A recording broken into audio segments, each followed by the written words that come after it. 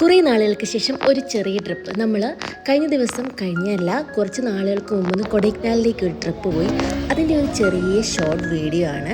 കമ്പന്തേനി ആ ഒരു ഭാഗത്തെത്തിയപ്പോഴേക്ക് നമ്മൾ കോഫിയും അതുപോലെ തന്നെ കുറച്ച് ഫ്രഞ്ച് ഫ്രൈസും മോമോസും ഒക്കെ വാങ്ങി കഴിച്ചായിരുന്നു.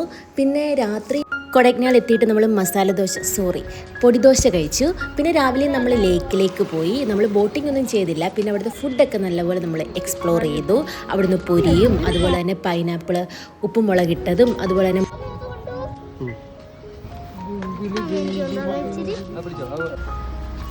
പിന്നെ മാഗിയും പിന്നെ അതുപോലെ അവിടുത്തെ സ്വീറ്റ് കോണും നമ്മൾ ട്രൈ ചെയ്തു.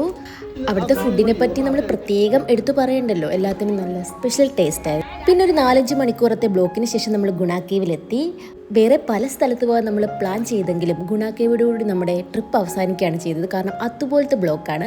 പക്ഷേ നമ്മുടെ ആ ഒരു ബ്ലോക്കിൽ നിന്നത് വെർത്താണ്. ആ സ്ഥലം ഒന്ന് ജസ്റ്റ് കണ്ടിരിക്കുന്നത് നല്ലതാണ്. എന്തോ ഒരു ഫീലിംഗ് ആണ് അവിടെ, ഭയങ്കര ഇരുട്ടൊക്കെ ആയിട്ട്. പിന്നെ അതൊക്കെ കഴിഞ്ഞ് നമ്മൾ പയ്യെ അവിടെ നിന്ന് ഇറങ്ങി.